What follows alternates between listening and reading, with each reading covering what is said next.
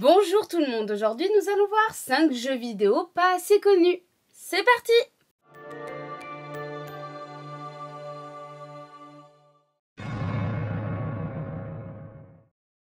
Dreams est développé par Media Molecule, les créateurs de Little Big Planet. Il est sorti sur PlayStation 4 et depuis il est aussi accessible sur PlayStation 5. Dreams est un jeu spécial, c'est même un moteur de rêve, un genre de plateforme créative comme une immense scène ouverte sur laquelle vous pouvez devenir artiste, musicien, conteur ou développeur.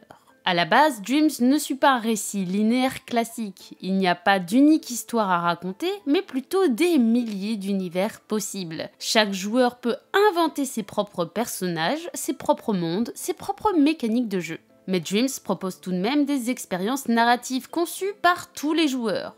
Ces aventures mêlent des phases de plateforme, des puzzles, du point and click et des moments de narration. Les histoires sont souvent touchantes, elles sont aussi pleines de symboles, et traitent des thèmes de la création artistique, de la peur d'échouer et du chemin et d'aspiration personnelle. Dreams est donc un espace où l'on peut s'exprimer pleinement. On peut jouer à une infinité de jeux créés par la communauté. Il y en a pour tous les goûts. Donc des jeux de plateforme à la Mario, des jeux d'horreur dignes de Silent Hill, des puzzles, des mini-films interactifs, des jeux de tir, des expériences musicales. D'ailleurs, on peut voir que certains créateurs sont bourrés de talent, car certains projets frôlent la qualité professionnelle. Et on découvre souvent des pépites inattendues. Chaque jour, de nouveaux rêves apparaissent, tous différents, parfois étranges, parfois magnifiques. Ensuite, on peut créer. Vous avez accès à une interface de création complète qui permet de sculpter des objets en 3D, de composer de la musique, d'animer des personnages, de programmer des mécaniques de jeu, d'écrire des dialogues, etc., etc. Et tout cela directement depuis votre manette. On peut littéralement créer son propre jeu vidéo de A à Z sans quitter l'univers de Dreams.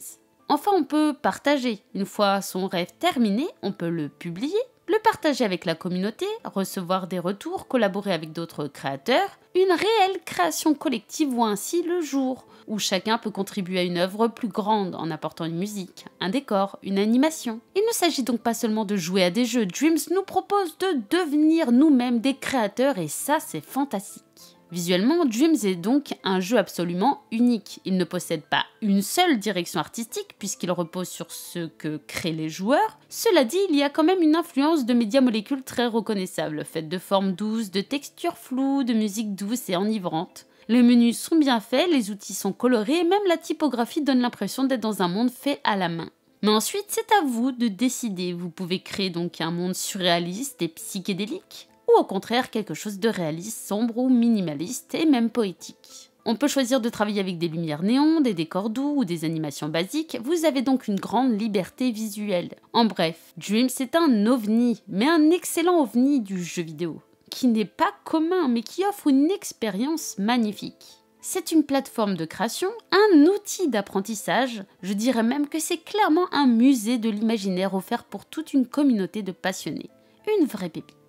Un jeu qui permet de créer votre propre jeu? C'est génial!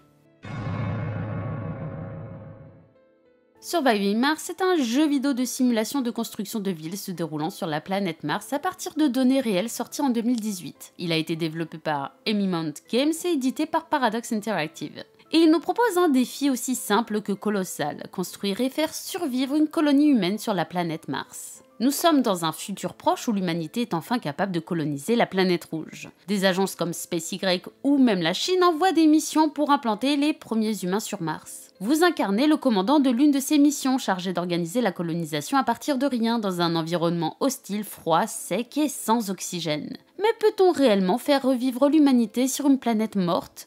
Et à quel prix? L'histoire ici naît de vos choix, de vos échecs et de vos capacités à résister. Ici, le gameplay se définit par la gestion d'une colonie humaine en environnement extrême. Avant même que les premiers humains débarquent, il faut préparer le terrain, produire de l'électricité, extraire de l'eau, créer de l'oxygène, stocker des ressources et construire les premières bulles où les colons vivront. Ensuite, les humains arrivent, les scientifiques, les ouvriers, les ingénieurs, et c'est ainsi qu'il faut leur offrir de la nourriture, des logements, des loisirs et une éducation, des soins médicaux et plein d'autres choses encore. Chaque habitant a des traits de caractère uniques, certains sont intelligents mais instables, d'autres paresseux, etc.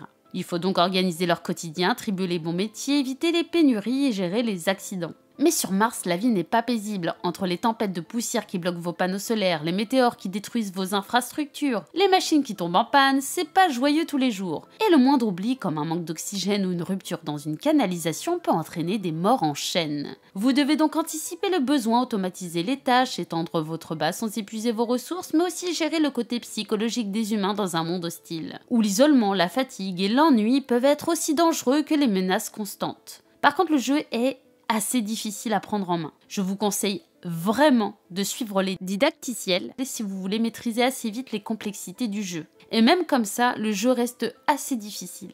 Visuellement, il est simple mais efficace, le rendu de la planète rouge est fidèle avec de vastes étendues de poussière, des cratères, des reliefs à la fois magnifiques et inhospitaliers. Plutôt réaliste, les bâtiments, les dômes, les drones sont modélisés avec soin, les couleurs sont vives, mettant bien en avant toutes les constructions sur cette énigmatique planète. Quant à la bande sonore, elle accompagne chaque moment de la colonisation, depuis le calme glacé des premières constructions jusqu'aux périodes de crise où tout peut basculer. La musique est subtile, pas envahissante, laissant une ambiance mystérieuse. En tout cas, c'est un jeu qui offre une superbe expérience. C'est vrai que le jeu est super difficile au début, mais il est très intéressant, surtout pour les amateurs de ce genre.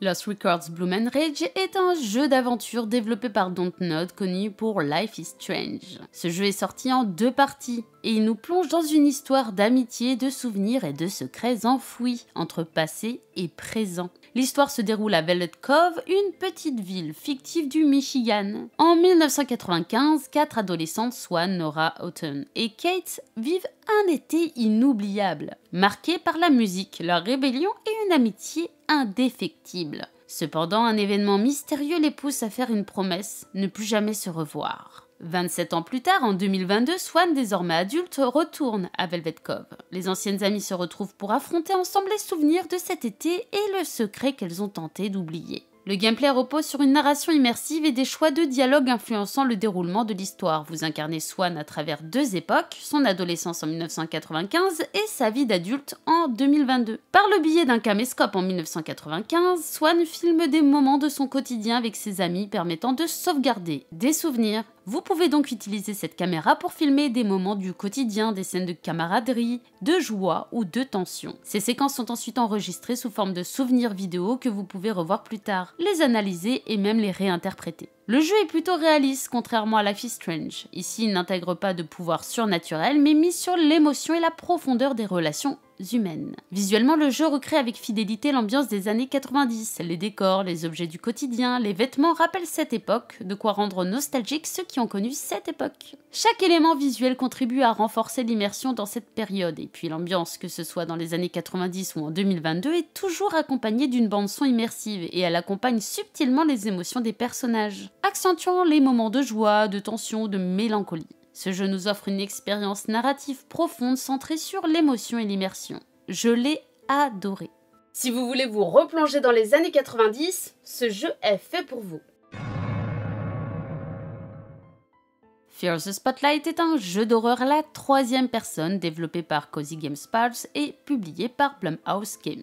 Ce jeu nous plonge dans une atmosphère angoissante mêlant exploration, énigmes et survie. Le tout dans un style rétro inspiré des classiques des années 90. L'histoire suit Viviane, une lycéenne timide qui, avec son amie Amy, décide de mener une séance de spiritisme dans leur école, Sunnyside High. Mais la séance tourne mal. Amy disparaît et Viviane se retrouve seule dans une version cauchemardesque de l'établissement. En explorant les couloirs sombres, Viviane découvre des secrets enfouis et doit affronter une entité mystérieuse pour retrouver son amie et comprendre les événements tragiques survenus des années auparavant. Ici, l'exploration est essentielle, il faut fouiller les salles, interagir avec des objets et résoudre des énigmes pour progresser. Les énigmes sont variées, souvent liées à des éléments du décor. Vous devrez effectuer des actions précises comme tourner une manivelle ou insérer une cassette pour résoudre des mystères et progresser dans cette sombre aventure. L'exploration est donc importante, mais il ne faut pas oublier aussi l'infiltration. Viviane doit éviter les faisceaux lumineux de l'entité qui hante l'école. Si elle est repérée, elle subit des sortes de crises d'asthme. symbolisée par une respiration difficile. Vous devez alors utiliser les inhalateurs pour la calmer, mais attention, ces derniers sont en nombre limité. Le jeu ne propose pas de combat direct, l'accent est mis sur l'évasion, la discrétion et la résolution d'énigmes pour avancer. Visuellement, le jeu évoque immédiatement la nostalgie des titres horrifiques de la première PlayStation. Les graphismes utilisent un style low poly, avec des textures peu détaillées, presque floues, qui accentuent l'impression de malaise et de mystère. L'école est représentée de manière réaliste avec des salles de classe, des couloirs et des installations sportives, mais chaque lieu est imprégné d'une ambiance inquiétante renforcée par une bande son et des effets sonores immersifs. Ici, pas de musique envahissante, le jeu mise sur des sons d'ambiance, craquements, grincements, respiration renforçant la tension et l'angoisse pour obtenir une atmosphère pesante. Une aventure captivante et intense, idéale pour les amateurs de survival horror et les nostalgiques des jeux des années 90. Dans ce jeu, c'est surtout l'ambiance qui est remarquable, je l'adore. Caretaker est un jeu d'horreur à la première personne développé par PlayStage Interactive et sorti en 2019.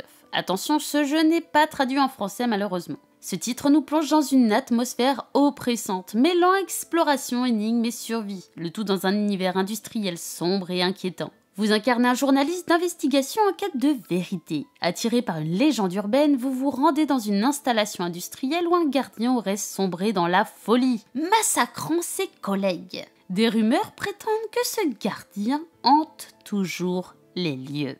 Votre mission, découvrir la réalité derrière cette histoire macabre. Le gameplay de Caretaker repose sur 3 piliers principaux: l'exploration, la résolution d'énigmes et la survie face à une menace omniprésente. Le jeu adopte une perspective à la première personne, renforçant l'immersion. Vous devez parcourir des couloirs sombres, fouiller des pièces et collecter des objets essentiels à votre progression. L'environnement est labyrinthique. À vous de faire attention pour ne pas vous perdre. L'environnement est truffé de détails narratifs, vous permettant de reconstituer peu à peu les événements tragiques qui s'y sont déroulés. Le danger est constant. Le Caretaker rôde et peut surgir à tout moment. Le jeu ne propose pas de système de combat. La fuite et la discrétion sont vos seules options et c'est ce qui renforce le sentiment d'impuissance et d'angoisse qui est constamment présent.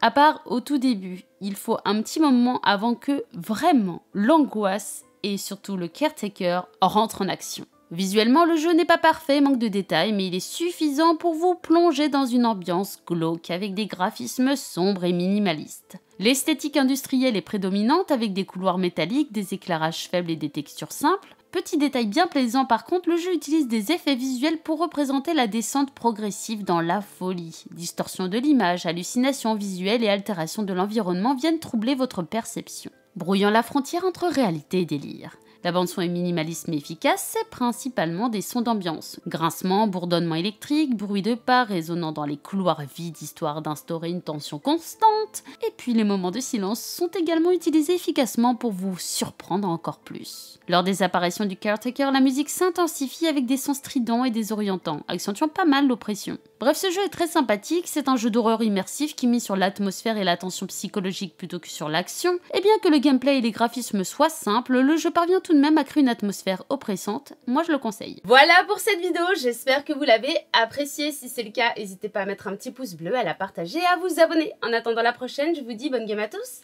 Bye bye.